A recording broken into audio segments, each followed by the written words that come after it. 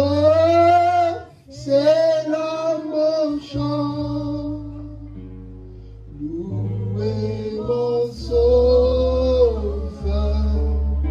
à chaque instant. C'est là mon histoire. Et c'est là mon témoignage. J'étais dans la bassesse. J'étais loin de la maison de mon père. Vivant une vie de débauche, de désobéissance. Refusant les préceptes de l'Éternel. J'étais rebelle. J'étais perdu et égaré. Loin de la maison de mon père. Vivant et cheminant sur le chemin des ténèbres. Mais la main de Dieu est allée me chercher. La main de l'Éternel est allée me chercher dans les tréfonds de mon péché, dans les bassesses de ce monde, dans l'impureté de ma vie. La main de Jésus a traversé les ténèbres. La main de Jésus a renversé les murailles. La main de Jésus a pénétré mon cœur. Et sa voix a dit, viens, je t'aime, Nathan. Viens, je t'aime, Nathan. C'est pourquoi mon chant se lève ce matin comme un témoignage. Comme un témoignage. Le sang de Jésus, l'amour de Dieu m'a retrouvé. C'est pourquoi je veux chanter à chaque instant. C'est mon histoire. C'est mon histoire. Oh! Maman, chercher le bébé.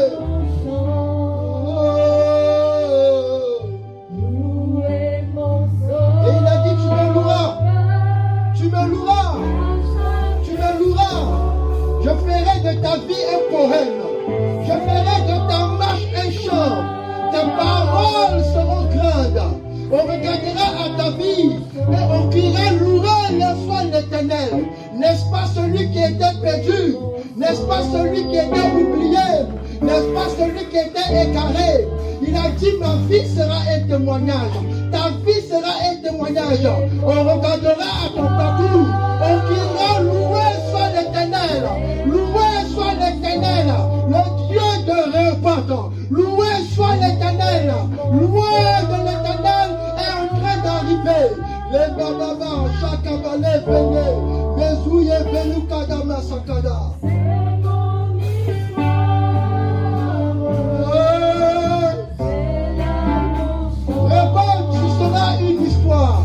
On racontera ton histoire. Comment est-ce que tu t'es levé? Comment est-ce que tu as vaincu l'ours? Comment est-ce que tu as déchiré le lion? Comment est-ce que tu t'es levé au-dessus de tes frères? Dieu a commencé à créer, à écrire un témoignage des afflictions d'aujourd'hui, des peines de ce matin, des difficultés vont être racontées aux enfants de tes enfants, aux générations à venir, parce que le Seigneur aura été ton secours, sa main aura été avec toi, il t'aura formé, il t'aura élevé, il t'aura fait grandir au milieu de tes ennemis, tu seras fort et personne ne pourra toucher à toi. Père, que cette histoire soit entendue dès maintenant. Qu'en regardant à notre vie, que le monde entier reconnaisse la beauté et la grâce de Dieu. Qu'on regarde à ma vie et qu'on dise loué soit le Seigneur. Il est fort. Loué soit l'Éternel. Il est grand. Loué soit l'Éternel. Il est roi. Loué soit l'Éternel. Il est puissant. Seigneur, que nos vies chantent les mélodies de ta grâce. Au nom de Jésus. Amen. C'est la mon chant.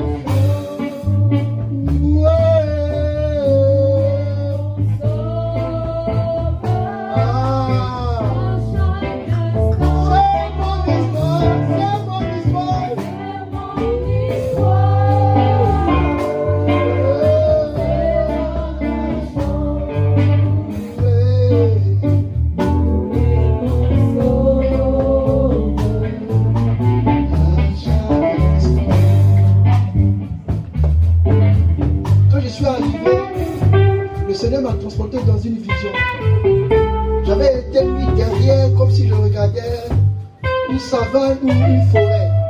Et puis pendant que j'étais en train d'approcher, j'ai vu comme un guépard à l'affût. Et puis je me suis inquiété. J'ai dit, mais qu'est-ce que c'est? Il y a une attaque qui arrive sur le banc. Et puis le Seigneur de me réjouir. Il dit, non, regarde encore. Et quand je regardais, je voyais cette fauve avancer. Et j'ai vu comme un coup d'eau. Il m'a dit, bienvenue à Rehoboth. Rehoboth, la maison où Dieu abreuve ceux qui partent au combat, qui arrivent assoiffés, ceux qui reviennent victorieux de leur lutte. Le Seigneur dit, moi je suis le lion de la tribu de Juda, et vous êtes aussi des lions, des fauves, des forts, et je vous donnerai le repos. Gloire soit rendue au Seigneur, au nom de Jésus. Alléluia, alléluia. C'est pourquoi c'est très important quand vous avez des visions de ralentir. Parce que quand j'ai commencé à crier, Elohim Adonai, je partais pour me battre, pour tout gâter. Il m'a dit, calme-toi, laisse-moi t'expliquer encore la vision. Parce que je vois vos combats, je vois vos challenges. Je mets une source d'eau là, pour que tu puisses t'abreuver. Et quand j'ai vu cette fauve s'abreuver à cette source d'eau, j'ai vu de loin, comme une montagne, comme une vallée. Et puis mon cœur était tranquille. Je sais que la distance est encore longue, mais je sais que parce que nous avons été abreuvés au sud de Rehoboth, chacun atteindra sa destinée. Au nom de Jésus. Amen, amen, amen. Que le Seigneur vous bénisse et qu'il vous remplisse, et qu'il vous mette au large. Que le plus petit devienne un millier. Et que celui qui a fait de nous des libérateurs fasse de chacun de vous les libérateurs des destinées, de vos maisons, de vos familles, de vos projets, au nom de Jésus. Amen, amen, amen. Je vais me permettre de faire 2 parenthèses avant de courir. Pour vous asseoir.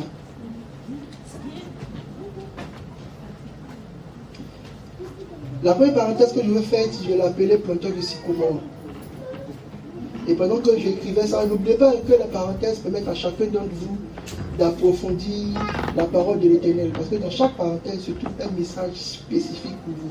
Et puis ensuite, on va courir de notre message. Amos chapitre 7, versets 14 et 15 dit ceci. Amos répondit à Amathia, je ne suis ni prophète, ni fils de prophète, mais je suis berger et je cultive des sycomores.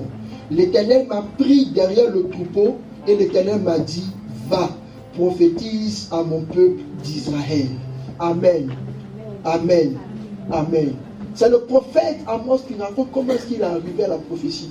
Il dit, moi, Amos, je ne suis que berger. Je ne suis que berger. Je n'ai aucune attache avec les prophètes, je n'ai aucune attache avec les fils de prophètes, mais c'est le Seigneur qui m'a appelé. Il m'a dit, va, je t'envoie, prophétise à Israël. Je vais m'adresser à tous ceux qui sont responsables de notre communauté, avant que j'utilise le mot berger, pour que les bergers ne se sentent concernés. Amen.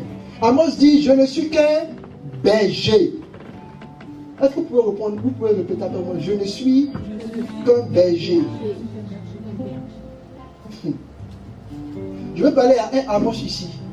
Le Seigneur dit, oui, tu es berger, mais moi je t'ordonne, va, prophétise à mon peuple d'Israël.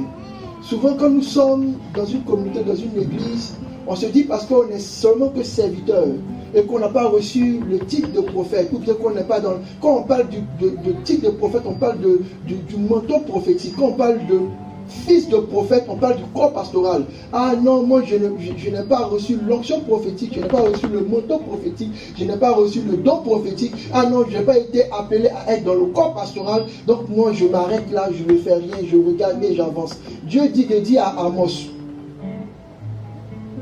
que certes tu es berger, mais je te dis, va et prophétise à la maison d'Israël. Parce que le Seigneur prend un berger et lui fait prophétiser. Il faut que vous regardiez cette communauté-là, non pas de loin. Ne vous dissociez pas. Ne vous dites pas que ça c'est le travail des pasteurs.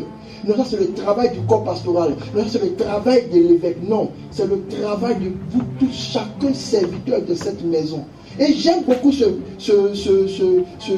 verset-là parce qu'il dit que je suis berger et ensuite il dit je cultive des sycomores.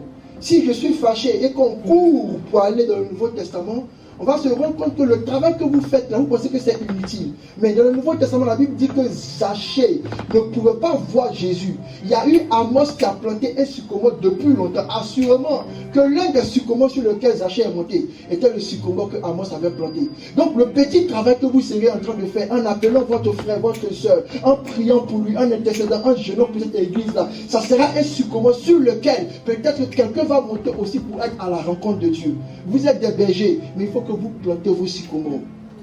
Demain, ces sycomores-là seront quelque chose pour vos enfants, pour votre progéniture.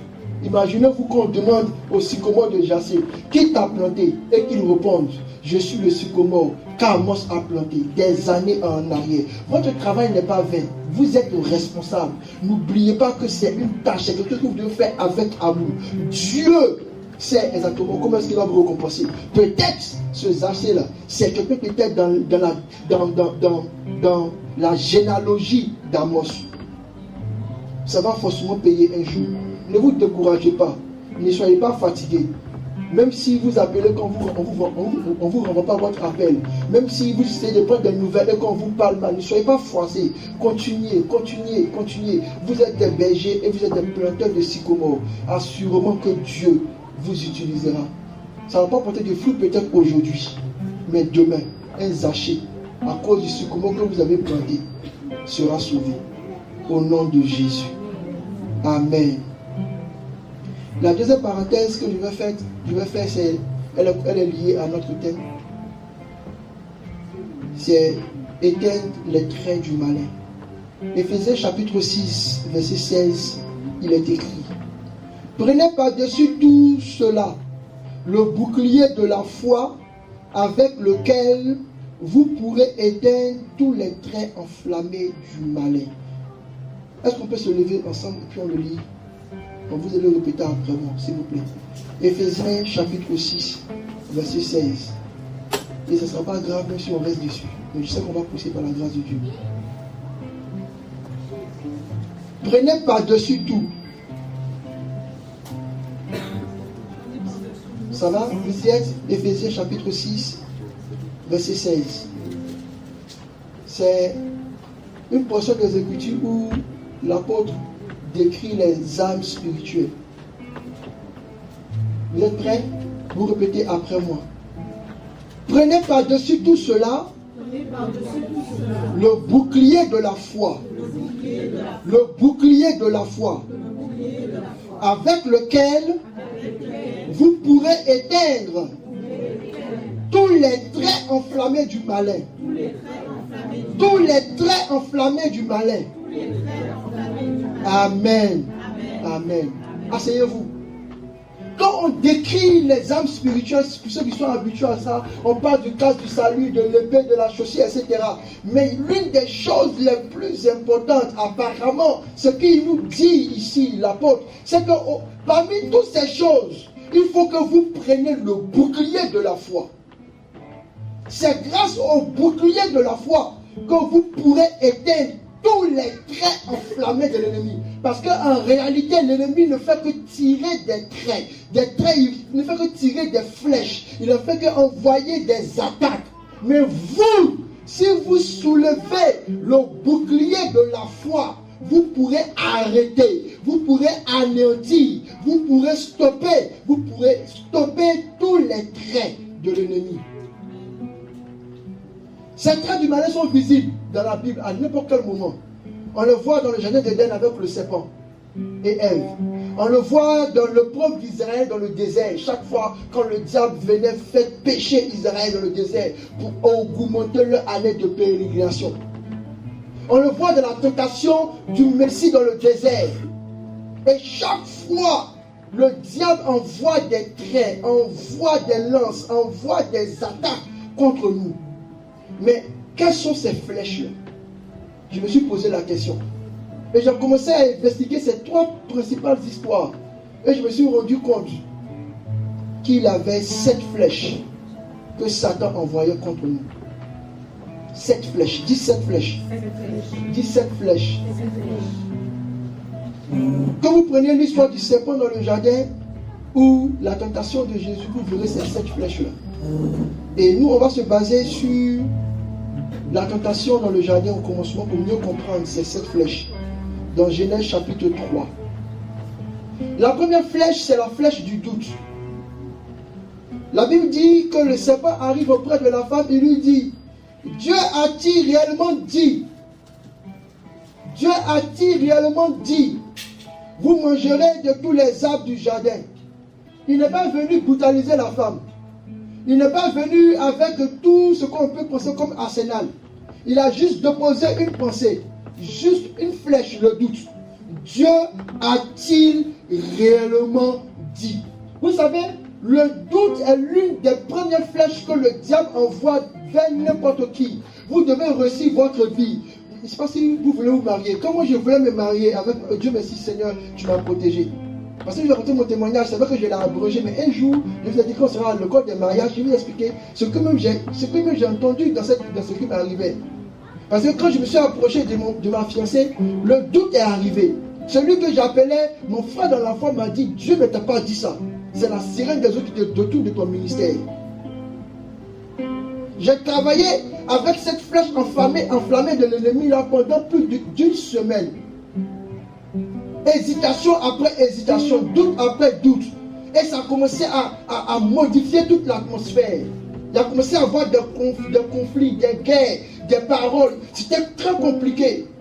Je me rappelle que pendant cette saison, ma maman me disait, mais attends, tu écoutes toujours la même chanson. Ma fiancée à l'époque, elle venait à la maison, mais tu vois aussi avec cette même chanson.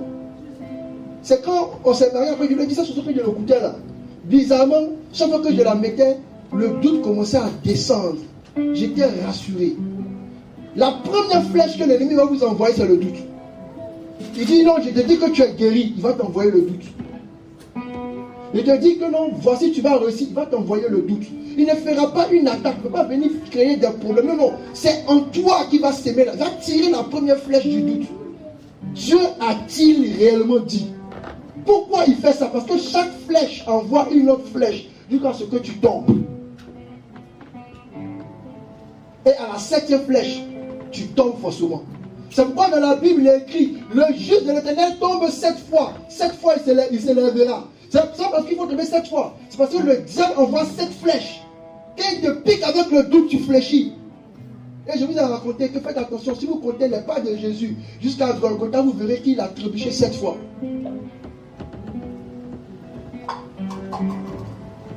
Le doute, c'est une flèche très dangereuse. Il commence comme ça, d'abord. Et quand le doute s'assoit très bien, Dieu a-t-il réellement dit? Est-ce que ton église a même été sûre que c'est une église prophétique? Ça commence comme ça. Est-ce que tes pasteurs, que ceux qui ont l'onction, ça commence comme ça. Est-ce que tu es sûr même que là où tu t'en vas là, tu pries, Dieu t'écoute même? Ça commence comme ça. Parce que le doute, c'est quelque chose, c'est une flèche qui va commencer à créer la première ouverture, la première porte. Satan ne va pas venir avec, on va le voir tout à l'heure. Je vais expliquer les deux types de démons. On a beaucoup de choses à dire. Seigneur, aide-nous à courir au nom de Jésus. Amen. Le doute. Ensuite, après le doute, vient la deuxième flèche, le mensonge. Le mensonge ne peut pas venir s'il n'y a pas de doute. Si tu ne doutes pas de ton salut, je ne vais pas venir te mentir que tu es sauvé, pas sauvé. Satan fait exprès d'abord pour envoyer le doute. Quand le doute a commencé à bouillir en toi, maintenant il va ajouter le mensonge. Voici ce qu'il dit. Il dit, Dieu a dit, elle commence à dire maintenant, mais Dieu a dit, vous n'en mangerez point et vous n'y toucherez point. Pourtant Dieu a dit, ne mangez pas. Mais elle dit que Dieu a dit, on ne mange pas et on ne touche pas. Et c'est comme ça que le mensonge commence à prendre la place. Parce que tu as douté et le doute t'a mis dans la confusion. Et puis il va envoyer la deuxième flèche maintenant, le mensonge. Toi seul, tu vas dire, oui, ce songe que j'ai fait là, je pense que c'est ce que Dieu m'a dit. Et il est tranquille. Il est très calme, Satan. Et le mensonge va commencer à prendre la place. Ensuite, quand le mensonge prend bien la place, écoutez ce qu'elle dit dans son discours. Quand Satan a mis le doute, et qu'elle a commencé à avoir le langage confus, et que le mensonge s'est introduit dans son discours, il va envoyer une troisième flèche qu'on appelle la peur. Il a dit ne touchez pas, de peur que vous mourrez. Dieu n'a pas dit de peur, il dit tu vas mourir. Ça n'a rien à voir. La troisième flèche que le diable va t'envoyer, c'est la peur. Il va t'envoyer la peur. C'est pourquoi vous vous souvenez, quand Dieu arrivait dans le jardin, il a dit, mais Adam, où es-tu? Il dit, ah, mon frère, je me suis caché parce que tu venais, j'ai eu peur. Mais comment tu as eu peur? Depuis quand tu as peur de me rencontrer? D'habitude, toi et puis moi, on se voit, il n'y a pas la peur. Regardez quand vous êtes en conflit avec quelqu'un, ou bien quand vous êtes discuté avec quelqu'un, le lendemain, quand vous voyez, votre cœur se serre comme ça, il y a quelque chose, il y a une petite peur, je ne sais pas, il y a un petit environnement, il y a un petit froid qui arrive. Ça, c'est la troisième flèche. La peur. Ensuite, la quatrième flèche qui t'envoie, c'est la révolte. La révolte qui commence avec les murmures. Ève, elle a regardé au fruit. Elle a dit, Dieu a dit, je ne sais plus ce que Dieu a dit. Après, il dit non, il a dit, il n'est pas touché. Après, il dit non, de peur qu'on ne meure, hein, et Satan envoie la troisième flèche, la révolte. La révolte commence comment? La Bible dit que les yeux de la femme a regardé le fruit. Et Satan de lui dit maintenant que ma chère, c'est tout ce que tu as dit là, c'est pas trop vrai. Parce que si tu manges de ce fruit-là, tu seras comme Dieu. Pourtant, on sait que quand Dieu a créé l'homme et la femme, il a dit qu'ils sont des dieux, parce qu'ils sont à son image. Le tu seras comme Dieu là, c'est quoi qui se cache derrière? C'est l'esprit de révolte. Parce que je vous ai dit la dernière fois, quand vous regardez les principes de la création, identiques, pareil, c'est pas un principe de la création. Le principe de la création, c'est que chacun de nous soyons différents. Il dit, je crée chaque chose selon son espèce. Chacun a son espèce. Chaque fois que vous voulez être quelqu'un d'autre, vous êtes en train de tuer ce que Dieu a dit que vous devez être. Les gens peuvent vous inspirer, mais vous ne pouvez pas être eux. Vous êtes vous-même.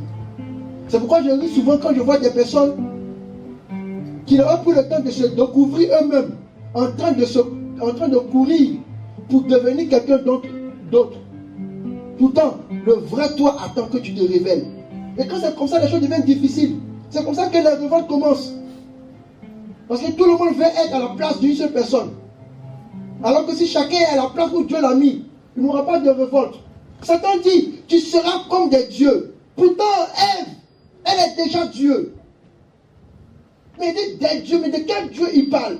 Quelle pensée se trouve derrière? Il va créer un esprit de rébellion dans sa tête, un esprit de révolte dans sa tête. Elle va dire, ah, c'est que Dieu m'a trahi alors, je ne suis pas complet ici. Ah, mais Dieu m'a fait penser à autre chose comme ça, alors qu'il y a quelque chose de mieux. Ah, il y a quelque chose que Dieu m'a caché, qui m'a privé d'une chose. Je vais l'obtenir par moi-même.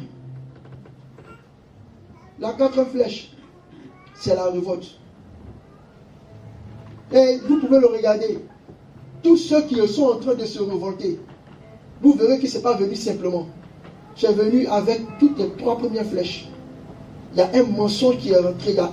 Il y a un double. Vous prenez toutes les histoires. Vous analysez chaque flèche, vous verrez. Quelqu'un est en train de son entreprise, est en train de se révolter contre son patron. Tu vas voir que c'est parce qu'on a mis le sentiment de peur qui sera renvoyé dedans. Tu vas remonter encore plus bas. Il y a un mensonge qui lui a dit que on l'a critiqué. Tu vas encore aller plus bas. Tu vas voir encore qu'il y a le doute même d'elle-même, ses propres capacités.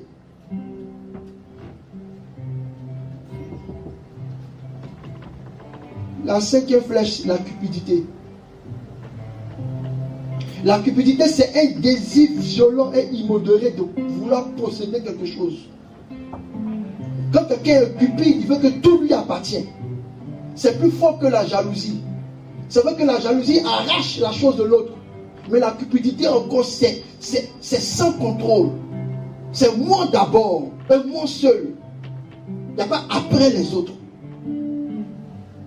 La femme dit que l'arbre était bon, était agréable et qu'il était précieux. Quand quelqu'un est cupide, il voit ce qui est dans la main de l'autre comme bon, comme agréable et comme précieux. Il voit une richesse. Il voit quelque chose qu'il veut obtenir. Elle ne peut plus arriver parce que la cinquième flèche est très puissante. D'habitude, elle marche, elle voit l'arbre. Elle n'a pas de problème avec le fruit de l'arbre. Elle voit les branches, elle n'a pas de problème. Mais quand Satan a lancé la cinquième flèche, elle ne peut pas s'arrêter. Elle a besoin de saisir l'arbre. Elle a besoin de le posséder. Elle ne peut plus se contrôler. Le désir est plus fort. Ses yeux, son regard, ses ambitions changent. Il faut que j'ai cette chose. Quand j'étais jeune, mon père m'a dit ceci. Et je disais un jour à ma femme ce témoignage. Un jour, il y avait une femme qui, je pense qu'on ne peut pas dire son nom, mais bon, une femme qui est très belle quand même, qui passait à la télévision. Elle était une danseuse traditionnelle. Et puis je l'ai vue, je lui ai dit non, mais la femme n'est pas jolie. Hein. Mon papa dit non, on ne dit pas qu'une femme n'est pas jolie. Je lui ai dit aïe.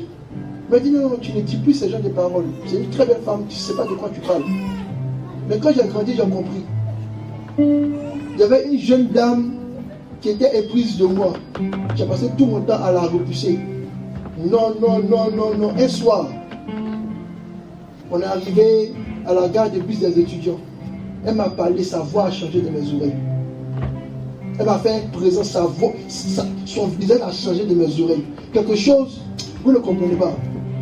Quand la cupidité commence à rentrer, même la chose sans qualité, la chose inutile peut changer votre regard. C'est ça la cupidité. C'est le désir, il est immodéré. Posséder tout, vouloir tout. Même s'il faut l'arracher à la personne. Elle dit, il était bon, il était précieux, il était agréable pour ouvrir l'intelligence. Ce n'est pas le diable qui lui a dit, c'est la flèche là qui est rentrée. C'est pourquoi dans les symboles, quand on regarde un peu nos films, on parle de la flèche de Cupidon. Quand vous voyez la flèche de Cupidon te touche, tu ne peux plus rien. La sixième flèche, c'est la désobéissance. La femme coupa le fruit et en mangea. Il y a une obéissance à la parole qui dit, tu ne manges pas. Mais quand la cupidité a fait son effet, quand la révolte a fait son effet, tu désobéis forcément. Prenez vos vies, toutes les fois où vous avez désobéi, vous allez voir qu'il y avait un esprit de cupidité qui vous a poussé quelque part. Et il y avait une belle flèche de révolte et de rébellion qui vous a atteint quelque part. Et la dernière flèche, parmi les 7 flèches qu'il envoie, c'est la discorde. La discorde naît de l'accusation. Parce que le même qui t'a incité, c'est le même maintenant qui a t'accusé. On a vu dans le conseil divin le dimanche dernier que quand le maître des ténèbres arrive dans le conseil divin, on l'appelle l'accusateur. Il dit, elle a mangé le fruit. Regardez ce qui est arrivé dans le jardin. Dieu arrive, il dit à Adam. Adam dit, mais c'est la femme que Dieu m'a connue de moi. La femme dit, ah non, c'est le serpent. Chacun est en train d'accuser chacun. Personne ne veut prendre la responsabilité. Ce n'est pas moi, c'est l'autre, etc. Et ça crée la discorde. Vous rentrez dans une famille, dans une église, dans une maison. Vous voyez une discorde quelque part. La 7e flèche. Ça veut dire que Satan a fini son travail. Il a bien eu cette communauté. Et c'est ce qui arrive au milieu de nous, les frères. Quand au milieu de nous, il y a une voix qui s'élève, non, je suis pour Pierre, non, je suis pour Jean, non, je suis pour Marc, ah non, moi je suis pour Paul, non, je suis pour Apollos, moi je suis pour Barnabas. La 7e flèche est arrivée. Il dit, si vous prenez la foi comme bouclier, vous pourrez arrêter les flèches enflammées de l'ennemi. Je ne sais pas si vous comprenez, ce n'est pas une flèche simple. C'est une flèche enflammée. Elle arrive pour consumer le peu que tu as. Elle arrive pour détruire la petite substance que tu as. La flèche enflammée vient pour te mettre à terre. Si elle t'a blessé, elle va brûler encore tes organes jusqu'à ce que tu sois complètement à terre. Et comment est-ce que nous pouvons maintenant, nous, à l'aide de ce bouclier de la foi, vaincre les flèches enflammées de l'ennemi? Comment est-ce qu'on fait pour soigner la plaie? Comment on fait pour la prévenir? Vous comprenez avec moi que devant le doute, on a la foi inébranlable. Il suffirait qu'elle ait la foi simplement de dire, je ne me souviens pas de ce qu'il a dit, mais de toute manière, moi, je ne m'approche pas de cet arbre. Qu'elle soit inébranlable. Le problème avec nous les chrétiens, c'est que notre foi n'est pas inébranlable. Il suffit qu'on nous pousse dans un autre endroit, dans un autre territoire, dans une autre circonstance, avec une autre personne, et la foi vacille. Vous le lirez dans Romains chapitre 4, versets 18 à 22. Et pour mémoire, si vous vous rappelez, du coup qu'on avait fait sur les différents types de foi quand on faisait nos enseignements de jeudi, on a parlé de la foi faible, la foi forte, la foi grande, la foi incrédule. Il y a beaucoup de types de foi. Mais la foi dont on parle ici, qui vous permettra de casser et de bloquer le doute, c'est la foi inébranlable. Ensuite, devant le mensonge, il faut que vous ayez le plaisir de la saine doctrine. La saine doctrine, les saints enseignements du Messie, la vraie parole de Dieu, les préceptes, les lois de l'Éternel. Cette saine doctrine, vous la verrez dans Éphésiens chapitre 1, versets 13 et 14. Contre la peur, il faut remplacer la peur par la crainte de l'Éternel. La Bible dit la crainte de l'Éternel, c'est ce que les sages recherchent. La crainte de l'Éternel accorde la vie. La crainte de l'Éternel, ce n'est pas la peur de l'Éternel. C'est plutôt la crainte de l'Éternel. Quand tu crains le Seigneur, il y a des choses que tu ne peux pas faire. Moi, je me rappelle quand j'avais commencé à me convertir et que j'étais avec mes frères qui étaient convertis plutôt avant moi. Il y avait quelque chose qui nous séparait. Moi, j'avais la crainte de l'Éternel. Eux, ils étaient rentrés dans une seconde vie chrétienne où tout n'est pas grave. Ils ne craignaient pas de mentir, ils ne craignaient pas la débauche, ils ne craignaient pas le vol, ils ne craignaient pas la corruption. Les chrétiens ont commencé comme ça à se refroidir. Ils ne craignent même pas de faire mal à Dieu. Je ne parle pas de la peur, je parle de la crainte. Et si votre vie chrétienne est très forte, vous verrez que vous aurez la crainte de l'Éternel dans chaque chose que vous faites. Crains Dieu quand vous ouvrez la bouche. Crains Dieu quand vous vous couchez. Crains Dieu quand vous mangez. Crains Dieu quand vous parlez. Crains Dieu quand vous dansez. Crains Dieu quand vous vous habillez. Quand la crainte de l'Éternel est constante dans votre vie, vous bannissez la flèche de la peur. Parce que celui qui craint Dieu, il est dans les chemins de la vie. C'est pourquoi quand tu trouves un chrétien qui a peur, tu vas trouver qu'il a désobéi quelque part. Il a peur qu'on met son nom dans la liste. On dit, on va faire la liste de tous ceux qui sont arrivés au mariage pur. Et il a commencé à avoir peur. Parce que quand on parlait d'arriver au mariage pur, là, il n'était pas dans la crainte. Il a peur du jugement. Or, quand tu crains l'Éternel, tu es serein. La crainte de l'Éternel, c'est ce qui a sauvé Daniel et ses compagnons. Ils étaient nombreux à aller à Babylone. Mais eux, la crainte de l'Éternel, ils ont dit, on est loin d'Israël, certes. Mais la loi que Dieu nous a donnée par rapport au corps, la loi que Dieu nous a donnée par rapport à la vie, elle ne change pas, même si on est esclave ici. Par rapport à la révolte, la crainte de l'Éternel, vous la verrez dans Matthieu 24, chapitre 11 à 13.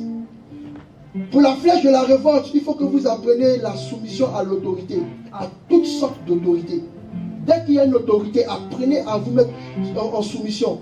C'est ce qui a fait que la femme aussi a raté en Éden. C'était la soumission à l'autorité. Matthieu 8, versets 1 à 4. J'aime bien cette histoire. La Bible dit que Jésus est arrivé dans une ville. Et puis il y a un lépreux qui s'est approché de lui. Regardez comment est-ce qu'on demande la soumission à l'autorité. La Bible dit que dans la foule, il est sorti. Si vous voulez vaincre le diable dans son esprit de révolte, vous devez sortir de la foule. Quand 2, 3 personnes ont commencé à critiquer, quand 2, 3 personnes ont commencé à prendre le venin de la jalousie, quand 4, 5 personnes ont commencé à s'attouper pour critiquer, vous devez sortir. Sortir. Pour que vous soyez délivrés de cet esprit de révolte, il faut sortir. Moi, je me rappelle, ma femme trouvait que j'exagérais. Parce que même quand on était en Italie, quand on commençait à parler des histoires, je dis non, moi, je rentre en chambre. Elle dit, oh Nathan, mais on ne peut même pas causer avec lui. Non, on ne peut pas causer avec moi.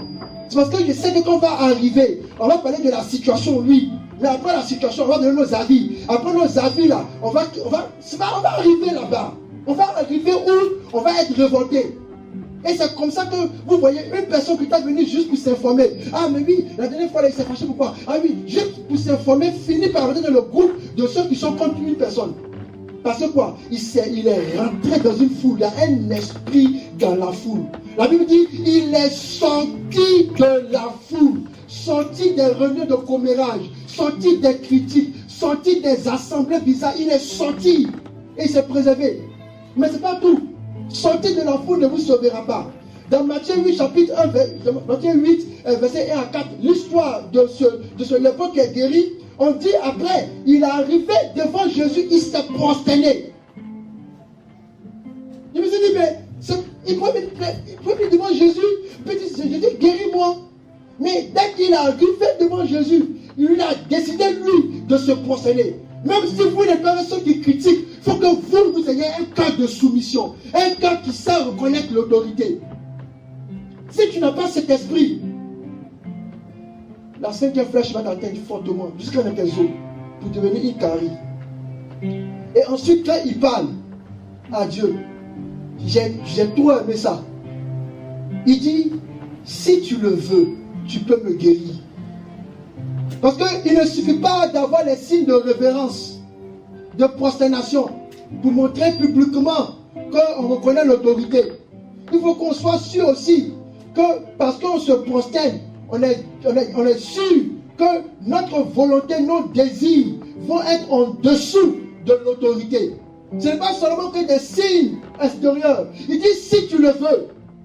Dans nos églises, les si tu le veux ont disparu. Ah, pasteur, il t'a appelé parce que je voulais t'informer de ça. Il n'y a pas de si tu le veux.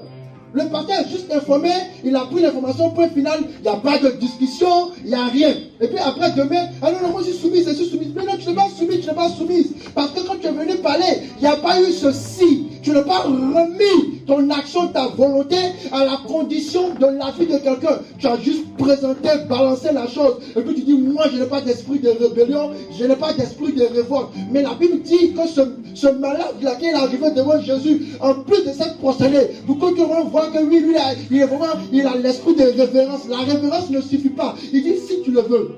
Ce qui veut dire, si tu ne le veux pas, je vais rester ma condition, je vais accepter. Il y a des gens à qui on ne peut rien refuser.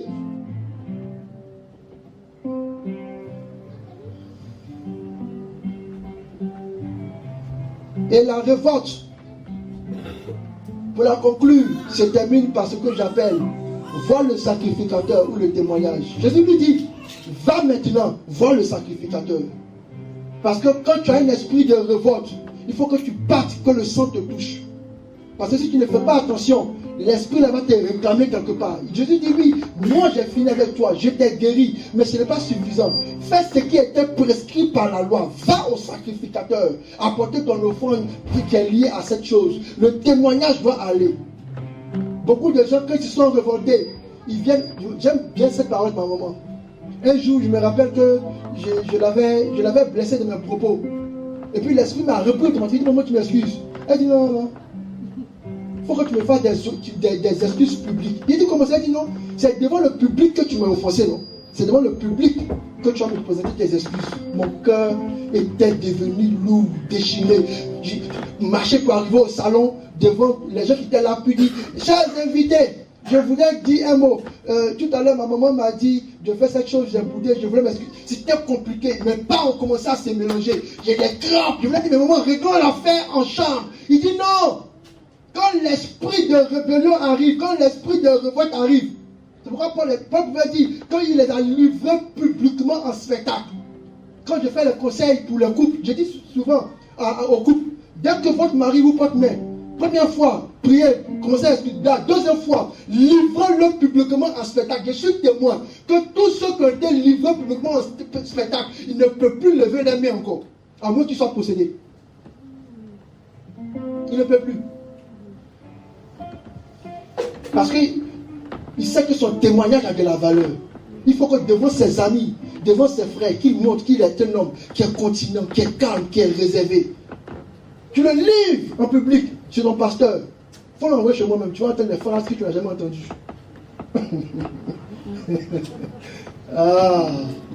Et c'est ça, les 4 étapes pour sortir de la révolte, sortir de la foule, se prosterner, se remettre à la sollicitude et puis payer l'offrande au sacrificateur.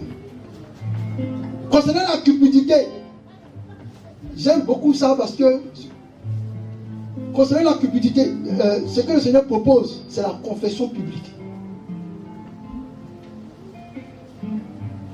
C'est la confession publique. Devant la désobéissance, c'est la repentance. Mais la repentance est un mot très grand. Quand on se repent, on demande pardon. Mais on oublie que dans la repentance, il y a la restitution. Vous le verrez dans Luc chapitre 19, versets 7 à 10. Sachez qu'ici, j'ai pris quelque chose à quelqu'un, je lui rembourse 4 fois plus, 3 fois plus, 2 fois plus. Pourquoi il fait ça? Parce qu'il sait que celui qui se repent, il restitue. Seigneur, je me repens d'avoir fait le maraboutage pour ma femme. Va la démarabouter maintenant, il ne peut plus. Ce n'est pas la repentance. Je m'excuse d'avoir pris 2000 euros. Va redonner les 2000 euros. C'est un problème. Je me rappelle un jour, j'ai fait un post comme ça. Quand une année, il y avait des gens qui avaient souscrit à ce qu'on appelle, comment on appelle ça, l'agro-business. C'était une arnaque qui prenait de l'argent et blanchissait l'argent de la drogue, etc. Et beaucoup de chrétiens avaient souscrit à ça. Et moi, je m'en voulais dire, mais Seigneur, ce truc-là, on m'a annoncé ça, mais bizarrement, quand vous craignez le Seigneur, c'est bien. La personne m'a proposé ça, m'a proposé tous ses revenus. Je dis, ah bon?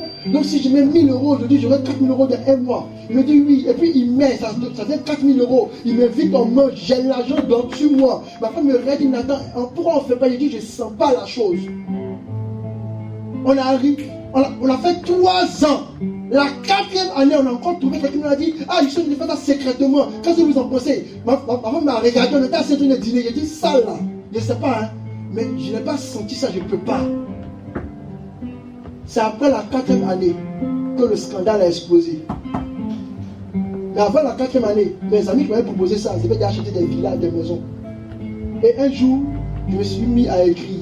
Je dis, vous tous qui avez acheté vos maisons, vous tous qui avez acheté vos voitures et qui avez fait vos mariages avec les c'est pour aller faire 400-500% de bénéfices de cet agro-business. L'Éternel dit restituer. C'est venu liker. Oh, Bishop, arrête, Bishop, arrête, Bishop, arrête. Parce que comment tu vas faire? Comment tu as dit à ta femme que non, bon, la maison que j'ai payée à 25 millions, en fait, j'ai mis seulement que 1 million, et puis pendant 2 ans, on a fait 25 millions, m'ont dit de redonner. Qui a fait ça? Donc, est-ce qu'on se repent réellement? Question qu'on pose à l'église. Mais la grâce de Dieu est pour nous. Mais j'ai prié pour saluer mes frères. Je leur ai dit, j'ai compris ton cas. Bon, garde la maison, mais fais une offrande symbolique pour annuler ça. Parce que même moi que je parle à mes parents, je suis très dur. Parce que vous savez, souvent par exemple, quelqu'un peut venir te voir, te dire, ok, voici une chaise, voici un matelas, je vais l'offrir au village. Et puis quand tu le prends, tu dors dessus, tu oublies ça chez toi à la maison. Ce que tu viens de faire, c'est que si une personne est dans le village, et qu'à cause de toi, elle dort à terre, et qu'elle n'est pas soignée, alors qu'il y a un don qui t'est venu, que tu peux la retenir chez toi, maladie que tu vas avoir, tu seras étonné. Quand je parle comme ça, souvent on dit, non, mais Nathan, mais tu es trop dur. Non, c'est la vérité. C'est ça la puissance de la restitution. Et quand vous ne restituez pas comme ça, là, Satan, il fait bien son travail. Il agit un peu dans beaucoup de domaines. Quand on vous envoie en prière, on commence à prier, on voit des filets de connaissances partout. On ne sait même plus où on prophétiser. Parce que juste à cause d'une aiguille que tu as pris un jour sans demander dans une boutique, juste à... C'est pourquoi chaque fois, il faut faire ce qu'on appelle des offrandes sacrificielles. Tu prends juste une portion, tu dis Seigneur, je sais que quelque part, peut-être je n'ai pas été juste. Mais prends cela et que ça plaide pour moi. Puis Dieu va prendre le trésor du ciel, ce signe pour effacer. Maintenant, si tu es vraiment juste, qui est saint comme l'Éternel, tu restitues complètement. C'est pourquoi quand vous lisez les éléments de la repentance, vous verrez ce qu'on appelle le sacrifice de culpabilité. Et quand vous lisez tout l'Ancien Testament, vous verrez que le sacrifice de culpabilité, là, souvent, si tu as pris un agneau, tu demandes 4 agneaux. Mais gloire à Dieu, on est dans une génération où Jésus sait que c'est chaud. Donc, il faut que tu aies l'onction et la prière pour prendre tes 20 €. Puis dis, Seigneur, c'était trop chaud, il a dû faire ça, il fait ça. Et voici mon offrande, voici mon sacrifice de culpabilité. Je reconnais que je suis coupable. Donc si quelqu'un réclame quelque chose, voici Seigneur, 20 € le rapport. Pourtant, on a continué 7 milliards, mais c'est dans 20 € là. Les esprits vont venir s'attaquer. C'est comme ça que beaucoup de gens ont eu beaucoup de richesses. Et parce qu'ils n'ont pas fait ce sacrifice de culpabilité là, soit c'est retombé sur eux, ils sont retombés dans la disette, ou bien les enfants sont dispersés. Mais ceux qui ont le secret, qui sont venus au moins une fois à l'église un dimanche, ils ont dit, parce qu'on a dit, on peut faire la restitution avec 20 €. Ils ont pris les 20 €, ils ont regardé, ils ont fini de parler, ils ont jeté ça quelque part. C'est fini. Les esprits s'en vont se battre là-bas sur les 20 €. Parce que 7 milliards et 20 €, ça ne dit rien aux esprits méchants. Ils ont besoin juste de s'attaquer à quelque chose. Parce qu'un esprit méchant arrive à 7 milliards, ça ne lui dit rien. C'est juste que par le franc de sacrifice, par le sacrifice de rachat, tu prends une monnaie et tu la transformes en une autre monnaie, et puis le reste est fini. C'est pourquoi il y a des gens qui ont fait des choses qui sont très graves, qui vaut des milliards, mais par juste une prière où ils ont déposé seulement que 2 € ou bien 1 centime. Quand vous regardez même les marabouts, ceux qui sont vraiment poussés, ils ne vous donnent pas des offrandes exagérées. Moi, je l'ai connu, des vrais marabouts. Il te regarde et puis il dit, bon, pour ce truc-là, il faut envoyer une pièce de 5 francs. C'est tout ce que tu as besoin. Pourtant, ce que tu as fait là, ça mérite peut-être 7 ans de prison, etc., etc. Non. Il dit juste, envoie-moi juste une pièce de 5 francs. Juste avec la 7 de 5 francs et ses prières, ses incantations, il est capable d'envoyer tous les esprits qui étaient en poursuite de ce que tu as fait, où on devait t'enlever 17 milliards sur la pièce de 5 francs. Parce que dans le monde spirituel, 5 francs, 17 milliards, c'est la même chose, c'est l'argent, c'est l'argent. Mais il faut savoir, juste avoir l'intelligence spirituelle pour pouvoir le faire. C'est comme ça que j'ai prié pour mes frères qui avaient des villas de 75 millions, 40 millions, pour pas que le diable s'attaque à eux et qu'on déverse toute la fureur de l'ennemi sur une pièce de 25 et sur un billet de 2000.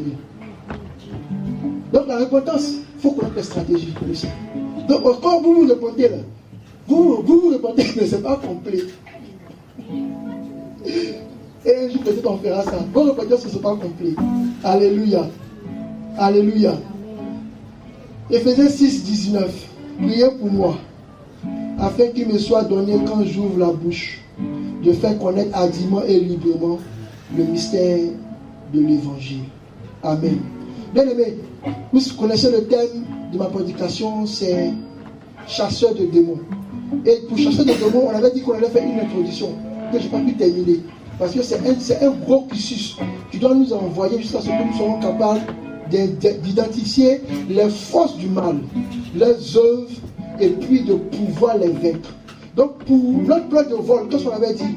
On avait parlé des frontières spirituelles, on a parlé de démographie, d'hierarchie, et puis on s'est arrêté sur le monde des esprits. Alléluia. Et aujourd'hui, je vais prendre le monde des esprits, on va courir ensemble. Je vais prendre le monde des esprits, on va parler de comment est-ce qu'on détecte les démons, et puis la partie combat spirituel, peut-être par la grâce de Dieu, on le fera un autre jour. Petit rappel, on avait dit quoi? Que dans le monde spirituel, ou bien le monde des esprits, on avait deux faces. On avait, vous vous souvenez, je refais rapidement. On a Dieu, qui est Dieu. Ensuite, on a le conseil divin. Ensuite, on a le monde des esprits. Et puis ensuite, on a la matière. Ok? Et on a dit que le conseil divin, qu'est-ce qui se passe dans le conseil divin?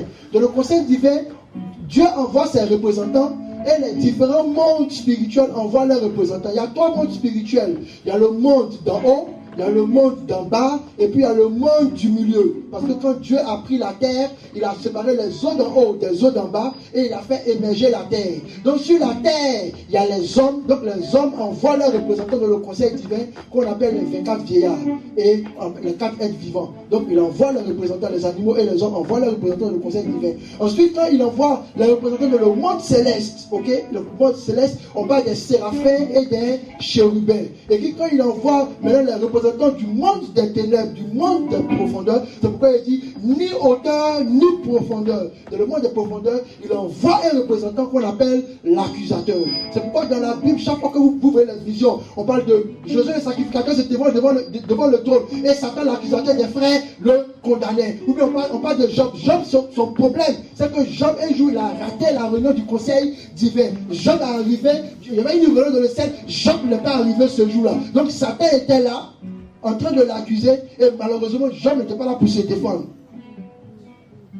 Et Dieu a dit, ok, d'accord, on va juger, allons-y sur la terre, on va régler ça. Et c'est comme ça que beaucoup de chrétiens, malheureusement, ne participant pas au conseil divin, sont maintenant livrés à un combat entre quoi? Entre les forces d'en haut et les forces d'en bas. C'est comme ça que les hommes et même la terre sont devenus le terrain de jeu, de combat de 2 forces.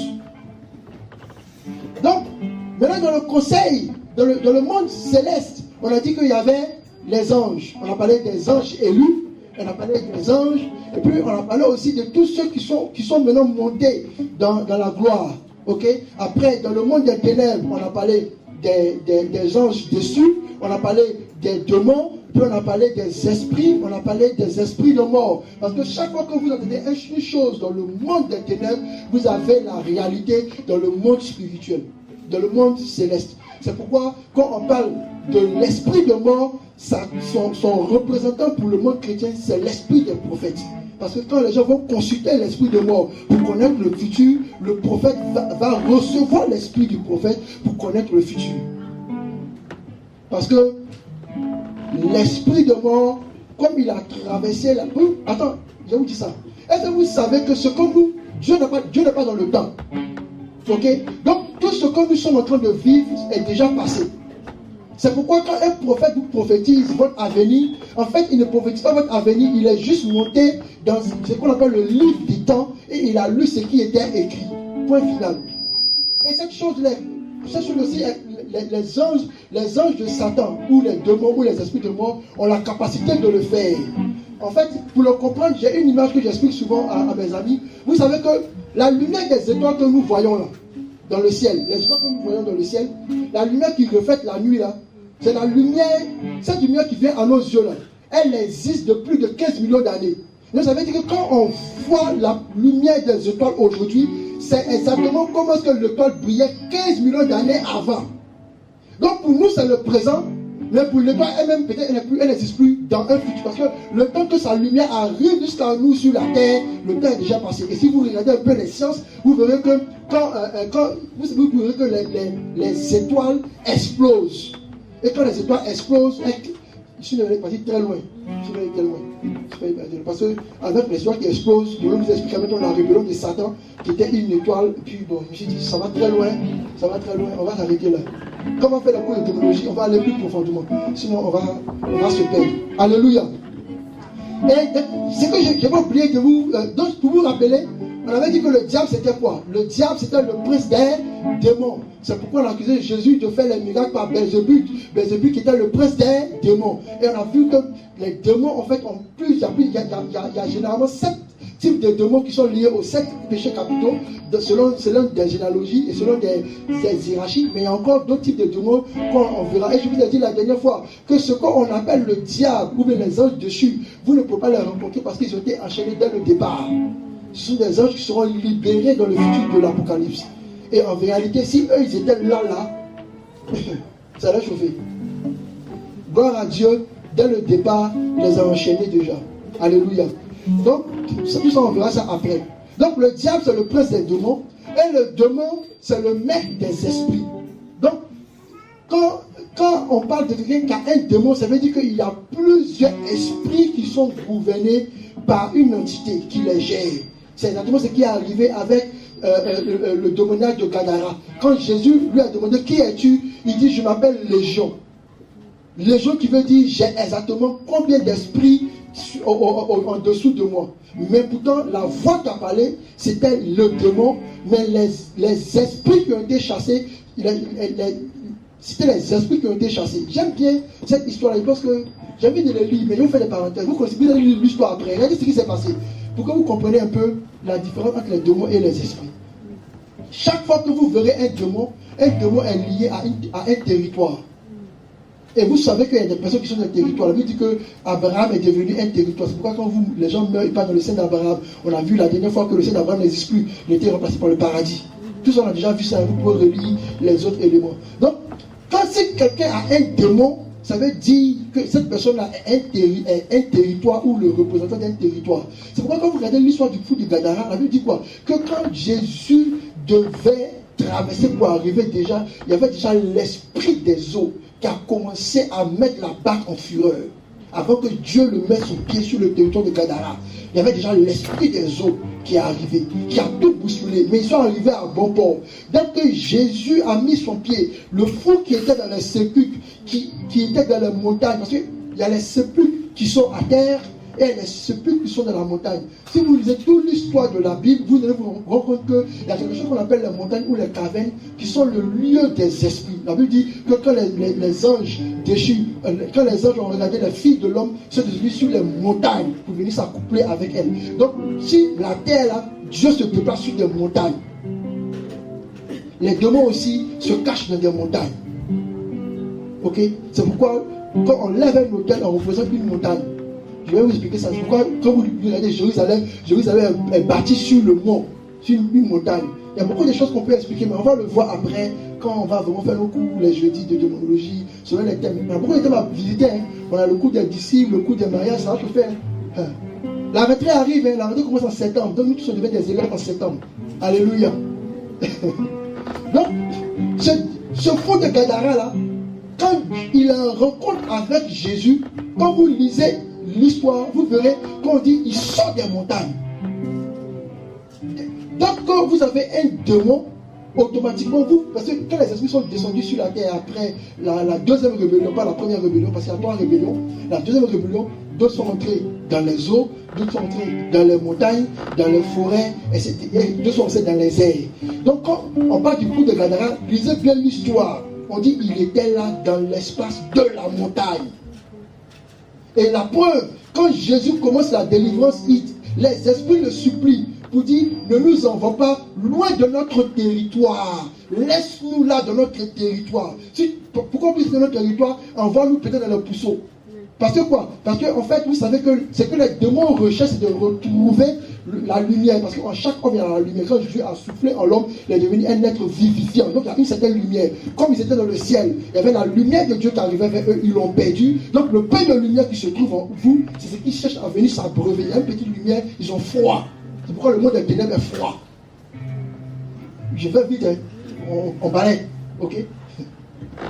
Donc, un démon, il est forcément lié à un territoire, à une région, à vraiment quelque chose de plus grand. Mais les esprits, ils sont là, peuplés, toutes choses, etc. Ok? Donc, mais je vais refaire cette histoire du démoniaque plus tard pour vous expliquer des choses intéressantes des gens. Parce que quand il sort, quand vous arrivez dans ce peuple-là, quand Jésus vient et que Jésus, il voit que le démoniaque a été délivré, il cherche Jésus. Pourquoi est-ce qu'il cherche Jésus? Jésus vient de libérer le territoire. Non, Jésus vient d'annuler le culte qu'ils avaient. Parce que quand le démon frappait la montagne, quand le démon hurlait, ils avaient le message exactement de ce qu'ils devaient faire pour le culte. Bon, on va expliquer tout ça dans le culte du démon et du diable. Et ce n'est pas le seul culte hein, que Jésus s'attaquait à ça. Hein. Jésus s'attaquait aussi au culte de maman qui était fait aussi dans d'autres, même devant le temple. Il y a beaucoup de cultes comme ça, d'idoles qui sont faits. Ok? Maintenant, je vous ai dit qu'il y avait 2 types d'anges et qu'il y avait aussi 2 types de démons. En type, je ne veux pas de comment est-ce qu'ils sont, je ne veux pas de où est-ce qu'ils habitent, pas vraiment de ce qui fait leur consistance. Il aurait dit, les 2 types d'anges qu'on avait, c'était quoi? Les anges accompagnateurs, ou bien les compagnons, qu'on peut appeler aussi les messagers, dont l'avatar c'est Gabriel. Mais vous savez, quand vous lisez Ephésiens 3, verset 14, il dit que à cause de cela, je fléchis genoux dans le ciel et sur la terre, parce que Dieu a donné que tout nom dans le ciel et sur la terre soit tiré de lui. Donc Gabriel, ce n'est pas forcément un ange spécifique, c'est le nom de famille d'un groupe d'anges. Ça veut dire expliquer ça. Même chose pour Michael. C'est vrai qu'en tant qu'être transcendant, ils sont dans le conseil divin, mais il y a un représentant qui est le chef, mais eux tous peuvent porter le même nom. C'est pourquoi souvent, parce que les anges ne peuvent pas, ils ne sont pas comme Dieu pour être partout à la fois. Mais il est possible que deux personnes à la même seconde disent avoir reçu un message de Gabriel. Pourquoi? Parce que c'est le messager, il vient de la famille. Vous voyez, c'est la famille. Donc, ce qu'il veut vous faire comprendre, c'est que dans Michael et dans Gabriel, on a un être 7, mais on a aussi toute une famille. C'est une famille. Et donc on a les compagnons ou les messagers, dont l'avatar est Gabriel, et puis on a les gardiens ou les veilleurs, dont l'avatar est Michael ou Michel. C'est comme ça que chez les démons aussi, vous avez deux catégories d'anges. On a de démons. On a la première catégorie qu'on appelle les séducteurs ou les menteurs ou l'accusateur. Donc l'avatar est l'accusateur. Donc quand dans le ciel vous voyez l'accusateur arriver, c'est un avatar. C'est un messager du mal. C'est comme ça que vous voyez Gabriel de monde spirituel aussi, c'est un avatar, c'est un messager du monde de l'esprit céleste. Ok, il y a les célestes et les profondeurs. Donc les esprits séducteurs ou menteurs, c'est un type. Et ensuite on a un autre type qu'on appelle le méchant ou le violent, qu'on présente toujours par l'adversaire. Il vient pour lutter avec toi. Donc l'adversaire qui est l'avatar du mal des esprits méchants va être toujours en combat avec Michel qui est l'avatar de quoi? Du gardien. Okay. Alléluia. Donc vous voyez que Dieu équilibre les forces dans ce combat spirituel. Ok? On a Alléluia. Donc on a les méchants ou les violents. Donc c'est l'adversaire. C'est pourquoi quand Jésus parle souvent, il dit faites attention, le diable souvent se déguise en ange de lumière. Il le présente dans l'avatar de quoi? Du séducteur, du menteur ou de l'accusateur. Mais souvent il dit le diable vient comme un lion rugissant, cherchant qui dévorer. Faites attention, il ne vient pas pour égorger, pour voler, pour détruire. Il parle de l'adversaire. Donc c'est toute une catégorie de démons qu'on appelle les méchants et les violents. Donc on peut tout de suite faire un culte de délivrance. Vous verrez qu'on sera en train de délivrer des gens de certains esprits, mais qui ne seront pas dans une grande agitation, ni dans une grande force, parce que ce ne sont pas des esprits méchants, c'est des esprits plutôt menteurs, ou bien des esprits de divination, etc., etc. Mais, comme vous savez, on dit un démon, c'est le maître de quoi? De plusieurs esprits. Donc vous verrez que quand un démon s'assoit dans votre vie, au contraire, il va envoyer plusieurs types, parce qu'il sait que lui, Daniel a prié. Dieu a envoyé son instruments. Qu'est-ce qui s'est passé? La Bible dit qu'il était retenu par l'ange de Perse. Mais là, le démon de Perse, c'était qui? C'était un esprit méchant. Alors qu'il y avait un messager en face. Et Gabriel dit quoi? Il m'a retenu pendant 21 jours, mais j'ai prié et Dieu maintenant, il m'a envoyé Gabriel. Parce qu'en fait, il faut équilibrer. C'est pourquoi même quand vous priez, vous avez besoin d'équilibrer les entités avec lesquelles vous allez au combat. Alléluia. Alléluia. Dans le monde spirituel aussi, on avait dit qu'il fallait que Dieu nous envoie dans le royaume des cieux. Et dans le royaume des cieux, n'oubliez pas, on a différentes catégories. Je l'ai parlé déjà une fois. On a la catégorie des disciples, la catégorie des serviteurs, la catégorie des illuminés, la catégorie des transfigurés, la catégorie des ascensionnés. Ça va? Parce que l'ascension peut être spirituelle comme corporelle. Élie et Enoch ont eu une ascension corporelle. Ok, mais Paul a eu une ascension spirituelle. Il dit, je ne sais si c'est ni de mon corps ou ni en réalité, mais j'ai été ascensionné jusqu'au 3e ciel. Et j'ai entendu des paroles ineffables. Ok, mais c'est différents types, différents niveaux. C'est pourquoi quand vous devenez chrétien, ne cherchez pas seulement à vous asseoir pour dire, j'ai reçu l'évangile, j'ai reçu le salut. J'ai dit, quand on parle du paradis, ce n'est pas pour nous. Nous les enfants de robots, ce n'est pas le paradis qu'on recherche. Le paradis, c'est pour tous ceux qui ont eu le salut. Il y a le brigand à la croix aussi qui y est. Vous ne cherchez pas à être au paradis. Vous devez monter au minimum dans les lieux célestes. Parce que les lieux célestes, au moins, on a les esprits des bienheureux. Et puis, si vous êtes comme moi, que vous êtes très fâché, vous ne vous êtes pas au lieu céleste. Parce qu'au lieu céleste, ça ne va pas vous servir à grande chose. Il faut que vous montez jusqu'au dans le royaume des cieux, où Dieu dit, il y aura des trônes que chacun de vous va juger. Puis maintenant, si vous êtes fâché maintenant, et que vous voulez rentrer dans la classe des élus comme des anges élus, vous devez être des êtres ascensionnés, illuminés. Vous rentrez dans la classe de ce qu'on appelle de God class. Des hommes qui ont fini par devenir comme Dieu. Alors que Dieu dit, je veux que vous deveniez des dieux. Pourtant, vous êtes des dieux, mais vous mourrez comme des hommes. Alléluia. Donc, dans le monde des esprits, je vous avais parlé de plusieurs types d'êtres qu'on rencontrait. Souvent, les chrétiens pensent que c'est une exagération. J'ai entendu même souvent certains pasteurs dire non, on chasse le démon de sirène des eaux, mais même dans la Bible, on n'en parle pas. Et chaque fois que j'entends un pasteur parler comme ça, par humilité, je veux écrire bonjour pasteur, lisez votre Bible dans tel verset, telle version, telle version. Il y a jusqu'à 8 versions de Bible avant la version 8 secondes. Moi, l'une des versions que j'aime, c'est la version Chouari. C'est vrai qu'elle coûte cher, mais elle est très bonne, très proche du langage hébraïque.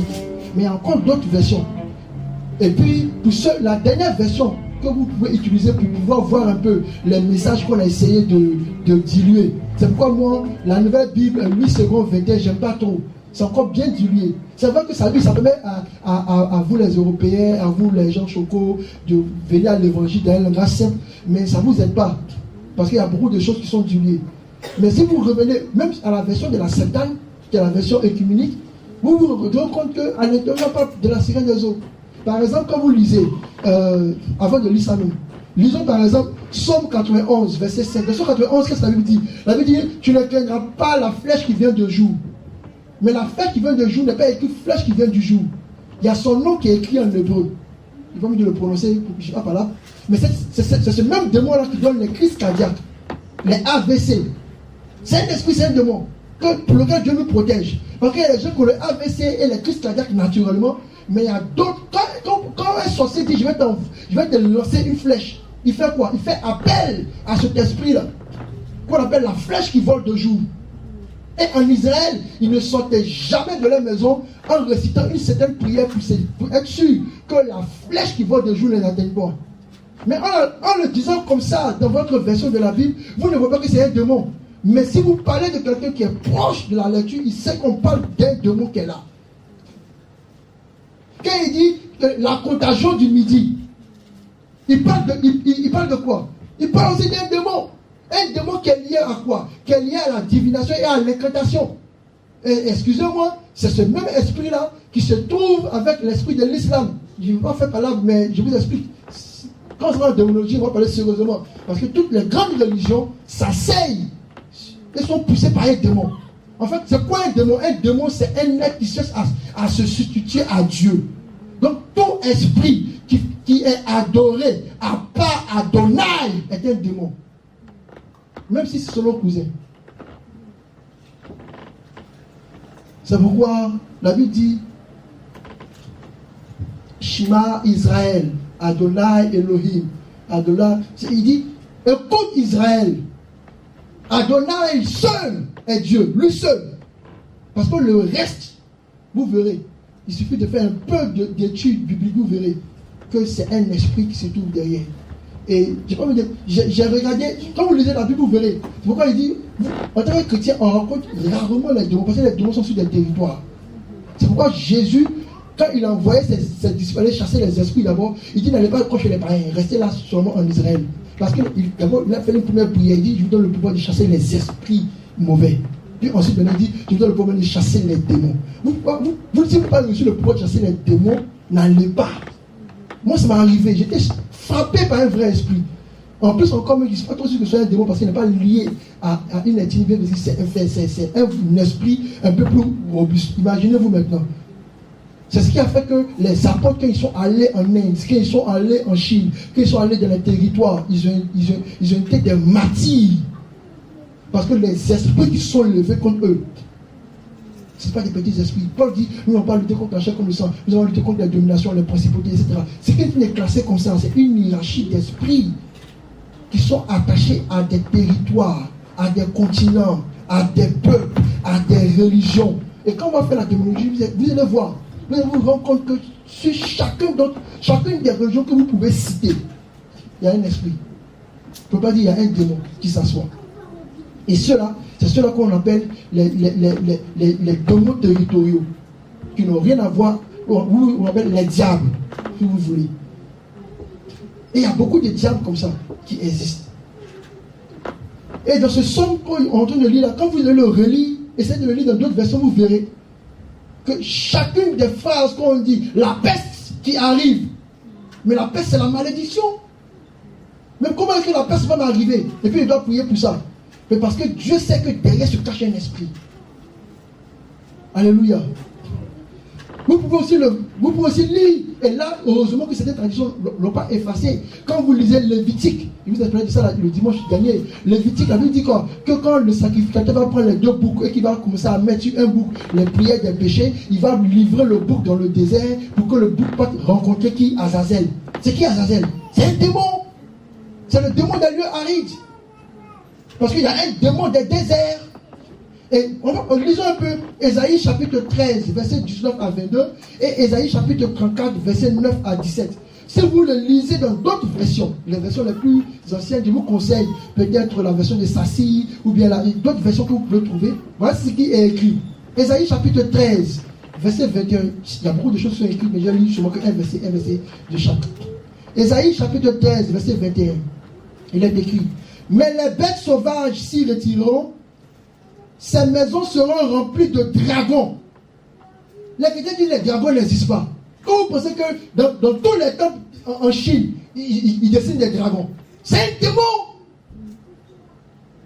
Vous pensez que c'est juste l'imagination. Avec ça, les gens sont chrétiens, ils se tatouent des démons, ils ne savent même pas qu'ils se tatouent des dragons sur eux et que les dragons sont des démons. Et quand on va parler de la démonologie, vous verrez qu'en Asie, le diable qui est, c'est le démon. C'est le dragon. Et que le diable que vous allez retrouver en Amérique et les pays du Brésil, c'est Seigneur, on va faire ça. On va faire le soir. Ensuite, je continue la lecture. Les autruches viendront y habiter et les satyres y feront les danses. C'est qui les satyres?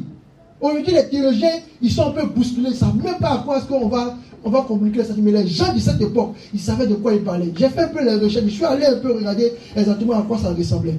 Ésaïe chapitre 34, verset 14, il est écrit: les démons et les holocentaures s'y rencontreront, et les satyres y jetteront des cris les uns aux autres. C'est là que la sirène se retire, là où elle trouve du repos. Dans ce Ésaïe chapitre 34, verset 14, j'ai laissé tout le gros morceau. Hein.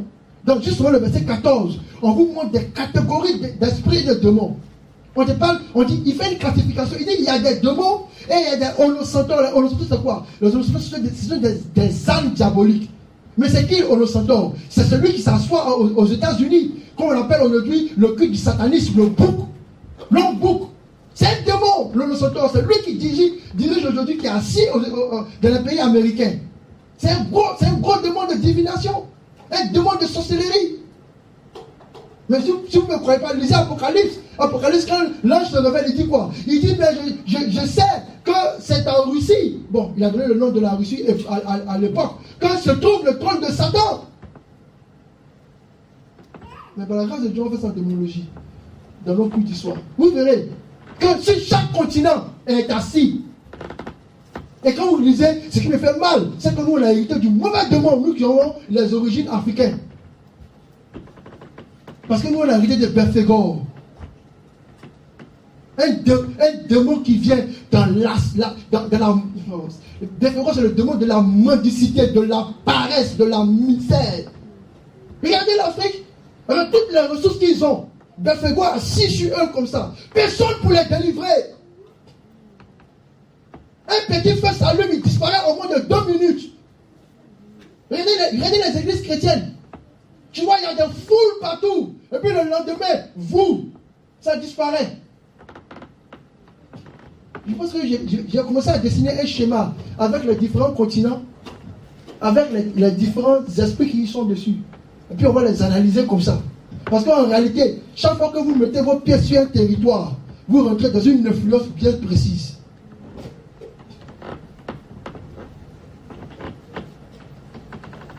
C'est pourquoi quand Jésus part dans le désert, qu'est-ce qui se passe? Jésus dans le désert, il dit que dans Luc, que Jésus dans le désert, il était tous les jours là et il luttait contre les bêtes sauvages. C'est qui les bêtes sauvages? Quand nous lisons dans les anciennes versions, les bêtes sauvages, c'est ce qu'on appelle les tissim ou les maths, ou bien ce qu'on appelle aujourd'hui les démons. Donc ça veut dire que pendant les 40 jours de Jésus dans le désert, il n'était pas en train de lire la Bible. Il était en train de se battre contre les démons. Les mêmes démons qui sont venus ruer sur lui à la croix, il les a d'abord vécus dans le désert pendant 40 jours. Je ne parle pas d'esprit, je parle de démons. Pendant 40 jours, les gens pensent qu'il est parti en retard spirituel, il est parti en vacances. Pendant 40 jours, 40 nuits. C'est parce que pendant 40 jours, 40 nuits, qu'il a vaincu tous les démons, que le diable lui-même s'est présenté. Toi qui fais seulement que 21 jours de jeûne, quand tu dis que tu as rencontré le diable. Tu sais que c'est un abus de langage. C'est ce que tu fais exprès. Déjà même un petit démon même déjà, c'est chaud. Vous parlez du diable, etc. Donc les bêtes des déserts, ce sont les démons, ce sont les tis, ce sont les maîtres. Il dit les chiens sauvages. Il parle des loups-garous, des chacals, des hyènes. Certaines versions vont essayer d'expliquer ça comme ça, mais pas du centaure.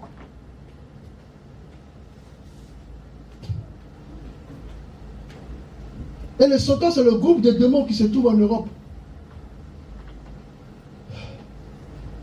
Ensuite, il parle du hibou,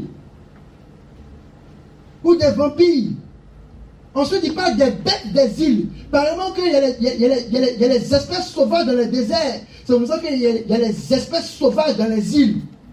Il parle du satyre, qui représente le bouc, le diable, mais aussi qu'on confond. Regardez quand vous lisez Somme 95, il dit tu ne craindras point la tempête de la nuit. La tempête de la nuit qu'on appelle le cerf de la nuit, c'est la sirène, qu'on appelle Lilith dans d'autres versions. Ou bien qui fait partie de la catégorie de type de démons qu'on appelle les horribles. Mais c'est de notre Bible. C'est parce qu'on lit lui second que la vie chrétienne est simple pour nous. C'est parce qu'on lit lui second. Merci à lui. Il a permis qu'on puisse éviter un peu le stress. Mais je vous dis la vérité, nos ennemis sont nombreux. Et si vous ne le savez pas, nous sommes en guerre. C'est pourquoi l'évangile a passé tout son temps à nous expliquer que nous sommes en guerre. Nous sommes en guerre contre des entités qu'on ne peut même pas, on peut pas imaginer. Et notre chrétienté ne doit pas rester la limite comme ça. Même les choses les plus simples, les plus naturelles. Dimanche passé, on a fini le culte. Quand on a reçu la visite, j'ai parlé à un monsieur, puis j'ai entendu de ma voix, de mon esprit, pousse-le, pousse-le. Je l'ai regardé dans les yeux, je lui ai dit, tu veux me pousser? Tu veux me taper? Après qu'on a parlé, il m'a dit non, moi je ne vais pas discuter avec toi parce que toi, tu lis dans les pensées des gens, tu fais le contrôle. Pourtant, c'est pas possible, dis pas ses pensées. C'est Dieu qui m'a révélé exactement ces intentions. C'est pas que je sais lire dans les pensées. Mais c'est des esprits. Ça va venir comme quelque chose de naturel. Mais non, on est en guerre, les gars. On est en guerre. Je vais courir rapidement sur aujourd'hui. On a parlé la dernière fois de la possession. Vous savez, on a dit que dans possession, c'est un mot général. Mais en fait, on n'est pas possédé automatiquement. Ok? Qu'il y avait différents degrés. Il y avait le degré de la suggestion, le degré de l'influence. Et puis, en maintenant, la possession, etc. Donc, il faut la diviser en fait en deux parties. On a les attaques extérieures et on a les attaques intérieures. Les attaques extérieures sont les attaques qui sont liées à votre environnement. Tu n'as rien fait, mais là où tu es né, là déjà, tu es soumis à une entité qui est là-bas. Quand tu le veux, que tu ne... C'est pourquoi un jour, je parlais à un ami, il dit, ah moi, tu sais, moi, quand j'ai plus maintenant, j'ai vu de faire play de combat, hein, parce que je peux m'attirer les démons. Mais en fait, c'est pas que tu les attires. Tu es déjà sur un territoire. La Bible dit que le monde entier gît sous la puissance de l'ennemi. Quand tu l'attaques, que tu ne l'attaques pas, de toute manière, lui, il est en guerre contre toi. Il n'y a aucun chrétien qui va lever le drapeau blanc pour dire, Satan, excuse-moi, hein, je ne suis pas en guerre contre toi, moi je veux juste atteindre le paradis. C'est faux. Soit c'est un démon monteur qui va venir vers toi, ils vont t'attaquer sans te faire la guerre avec les esprits méchants, mais tu seras corrompu et perdu. Soit si tu n'as pas la chance, c'est que je suis un territoire très agité, c'est un esprit méchant, et puis tu vas voir toi-même de ta vie, ton travail, tes enfants, tu vois que tout ça va dégringoler.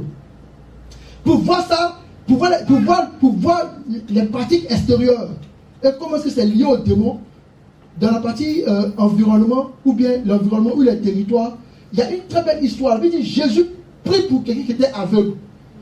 Il prend la boue, il crache dessus. Il met la boue sur les yeux du monsieur. Il lave ses yeux. Le gars voit, puis dit, retourne, mais sans passer par le village. Ça veut dire que le village est un territoire où il y a un esprit d'aveuglement. Jésus vient de dire au monsieur que si tu repasses, parce qu'il dit, nous retournons au village. Pour ceux qui ont fait un peu les grandes villes, même à Paris, ici, avec la Tour Eiffel, qui est un centre, dans toutes les villes, dans toutes les cités, il y a toujours quelque chose qui est central, qui est le siège d'un esprit.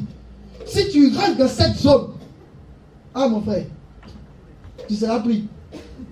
Et pense que c'est pourquoi, quand ma femme est venue à Paris, elle a évité d'aller à la Tour Eiffel d'abord, elle a préféré faire une semaine de jeûne, je ne sais pas pourquoi. Je ne sais pas pourquoi même. Pourquoi on soit riche, mais pourquoi je ne sais pas ce qu'elle faisait avant d'aller à la Tour Eiffel.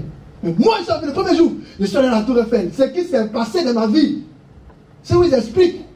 Quand un jour, j'étais en train de juste voyager et puis je n'ai même pas vu mon visa, il a périmé de 2 heures de temps. On nous a menottés et on m'a envoyé à la frontière comme... Les gars, il dit, n'entre pas dans le village. Ça, c'est les démons qui sont liés à un territoire. Que tu le veux, que tu ne le veux pas. Tu appartiens à un quartier, tu appartiens à une ville, tu appartiens à une société, tu appartiens à un... Toi, tu le veux, que tu ne le veux pas. C'est pourquoi Jésus, quand il faisait sa prière, il dit, Seigneur, je te prie. Fais-le en cause de moi. Ils ne sont pas du monde, mais ils sont dans le monde. Veille sur eux. 1 Jean chapitre 5, verset 19. Il dit, nous savons que nous sommes de Dieu, parce que le monde entier joue sur la présence de l'ennemi, et que vous n'êtes pas du monde. 1 Jean 17, 15. Il dit, je te prie, Seigneur, ne la ôte pas du monde, sinon on va tous mourir. Et Jésus a très bien prié. Mais dès que tu donnes ta vie à Dieu, tu meurs avec homme. Il t'a ôté du monde. Il dit, non, Seigneur, ne la ôte pas du monde, mais s'il te plaît, préserve-les du malin. Pas du malin. Dans la bonne tradition, il dit préserve-les du mal. Et le mal, c'est qui? C'est le démon territorial où tu te trouves là. Ensuite, la deuxième influence extérieure, c'est ce qu'on appelle les comportements ou les peuples. Mes frères, il y a des endroits où si tu rentres là-bas, là, peu importe comment tu sois, tu seras corrompu.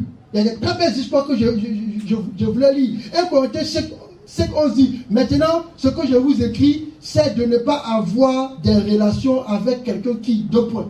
C'est Paul qui dit ça à quelqu'un qui est dans le mensonge, quelqu'un qui est alcoolique. Il commence à citer, parce que la Bible dit quoi? Que dans Somme chapitre 1, ne t'assois pas sur le banc des moqueurs. Jésus, lui, il était capable de s'asseoir avec les gens de mauvaise vie. Mais il a fait avec une réalité que toi tu n'as pas encore. Donc il y a certains chrétiens qui ont besoin d'être détachés. Et même plus grave, Dieu dit à certaines personnes, quitte ton père, quitte ta mère, quitte ta partie. C'est ce qu'il a dit à Abraham. Parce que les influences territoriaux, les influences familiales, c'est compliqué. Abraham, sort.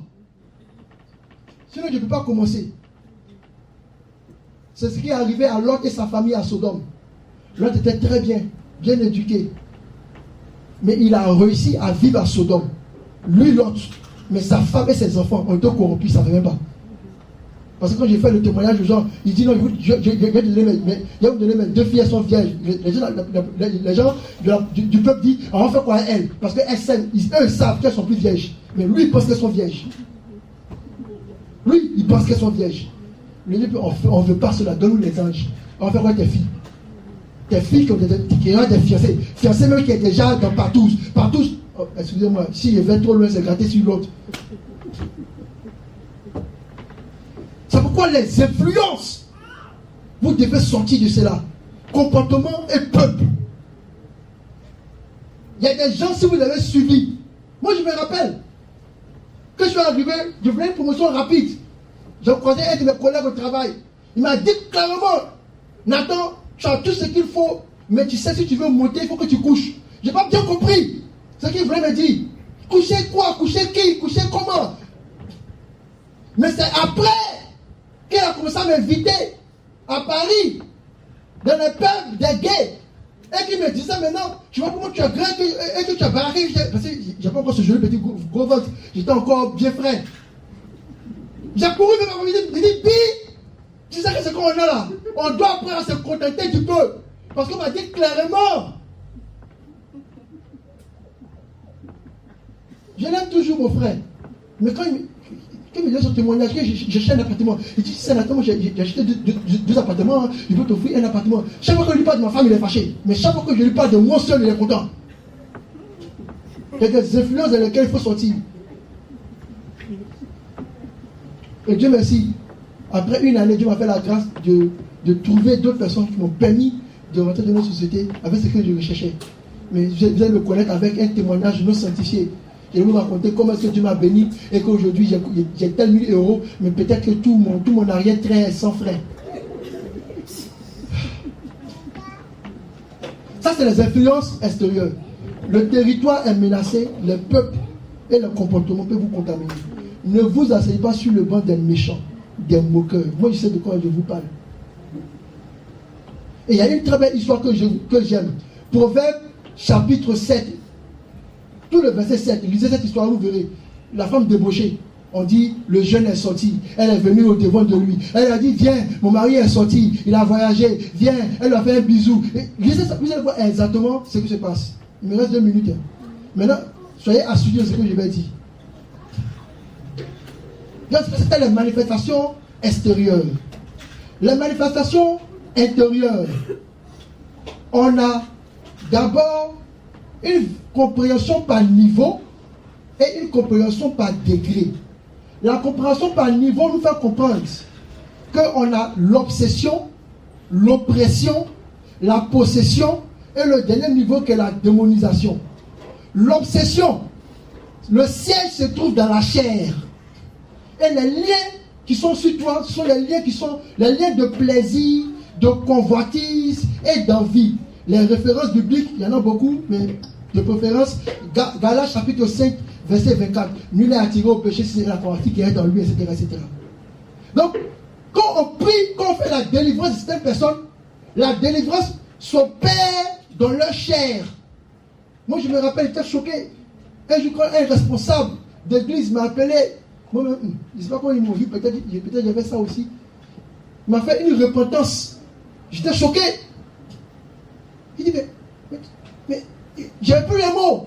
Parce que ce qui m'a décrit de sa repentance, même de mes plus belles folies, sans Dieu, je pourrais les faire. Mais après, Dieu m'a donné une parole de sagesse et lui a dit, écoute, ce problème-là, Dieu qui n'arrive pas à te défaire, il est lié à la chair. Quand c'est lié à la chair, on parle d'obsession. Même un psychologue peut t'aider.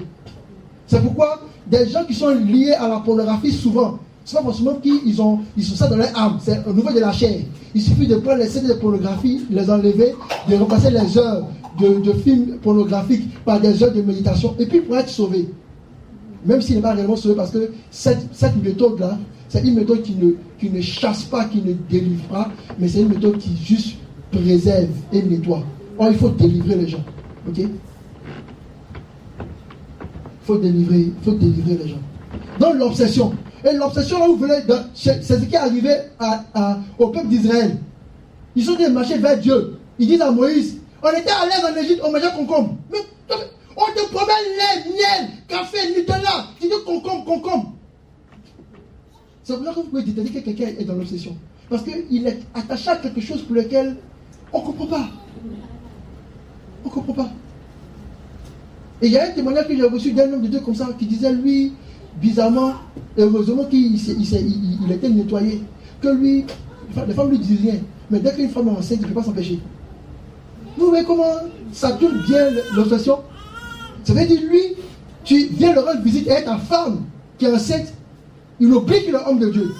Mais si elle n'est pas enceinte, lui, il est homme de Dieu.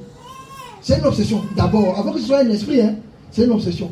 Et il y a beaucoup d'obsessions. Et ce sont les plus simples. Quand vous êtes tabagiste, quand vous êtes dans la drogue, dans la dépendance, etc. Le deuxième niveau, c'est le niveau de l'oppression. Le niveau de l'oppression, le siège, c'est le cœur. Et les liens, c'est la douleur, la frustration et puis l'incrédulité. Ce sont les liens que le diable va mettre vous attacher à l'oppression. Et ça, vous verrez ça dans Romains 8, chapitre 35, verset 37, l'oppression. Ok, je cours, hein. Donnez-moi juste 2 minutes, je vais atterrir. Ah, c'est l'oppression, ok. Et cette image, là, vous verrez en Israël. La Bible dit que Pharaon frappait Israël. Israël pleurait parce qu'ils étaient opprimés. L'oppression, quand quelqu'un est opprimé, il est sur un esprit d'oppression. Vous voyez qu'il veut peut-être payer une voiture, il souffre pour payer la voiture. Il y a toujours un esprit qui frappe à gauche, à droite. Il y a toujours ces biens qui sont. Il y a toujours la douleur qui arrive, il y a toujours la souffrance, il y a toujours quelque chose qui l'empêche de réussir. Ça c'est pas les liens de possession qui sont. Ce n'est pas les liens de possession, c'est les liens d'oppression. Donc, beaucoup de délivrances, ce sont des délivrances où on va être délivré d'oppression. Ok? Parce que la possession de le 3e niveau, le ciel, c'est l'âme. Jésus dit que donnera un homme s'il perd son âme? En fait, quelqu'un est possédé avec quel lien? Quand il y a un pacte, une séduction ou un péché constant. C'est pourquoi beaucoup de gens qui sont possédés, il y a eu une alliance quelque part. Il y a eu un pacte quelque part. Conscient ou inconscient. Qu'ils ont fait?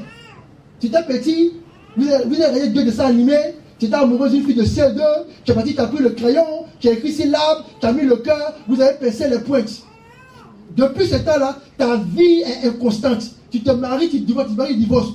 C'est parce qu'en fait, tu es possédé par un esprit pour lequel tu as fait une alliance. Pourquoi c'était un jeu.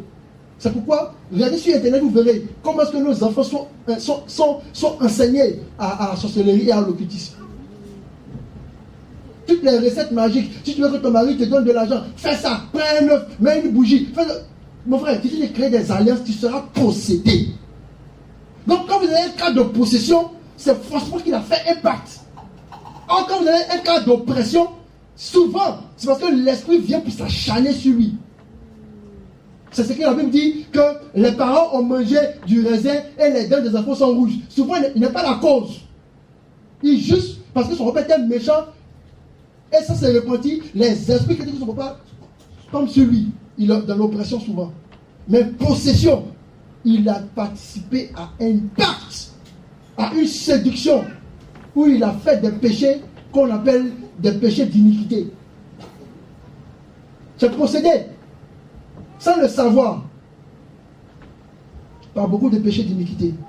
Et ensuite, la démonisation, pour laquelle on va parler de l'échelle, on parle de Nimrod, de Jézabel, de Judas. Ça, c'est par rapport au niveau. Par rapport au degré maintenant, on a 3 degrés. Le premier degré, c'est le degré modéré ou subtil. On ne voit pas trop. C'est où, c'est pas évident. Quand on voit qu'il y a un démon dedans, ah non, c'est normal, tout le monde fait un accident, ah non, c'est normal, tout le monde, les verres se cachent sur lui. C'est un peu, c'est modéré, c'est subtil. Mais si vous avez un loin de Dieu dans votre maison, il faut comprendre que non, on est dans un cas de possession ou bien dans un cas très grave où le diable est en train d'agir à l'intérieur. Les signes sont moins visibles quand on est dans le niveau subtil ou modéré, parce qu'on considère que c'est normal. C'est pourquoi faites attention. C'est pourquoi il vous a dit que quand vous êtes dans le cas de possession, il y a ce qu'on appelle l'incrédulité. Chaque fois que vous êtes incrédule, un démon peut se cacher. Le deuxième niveau, c'est le niveau que j'appelle le niveau grave. Les choses sont visibles. L'étendue du diable est sporadique.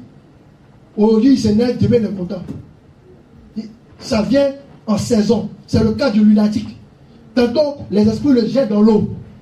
Donc un démon des eaux, souvent les esprits le jettent dans le feu. Souvent un démon du feu. Et le troisième cas, le troisième degré, c'est les degrés difficiles ou sévères. Merci Seigneur pour ta grâce. Comment détecter un démon? Je cours dessus. On va parler de Jézabel. Vous lisez Apocalypse chapitre 2, versets 22 à 23. Voici comment Jézabel fonctionne. Elle fonctionne aussi avec 7 flèches. Première flèche, la manipulation. Deuxième flèche, le contrôle. Troisième flèche, l'intimidation. Quatrième flèche, la séduction. Cinquième flèche, l'orgueil. Sixième flèche, le non-repenti. Septième flèche, le conflit. Que Dieu vous bénisse. Amen.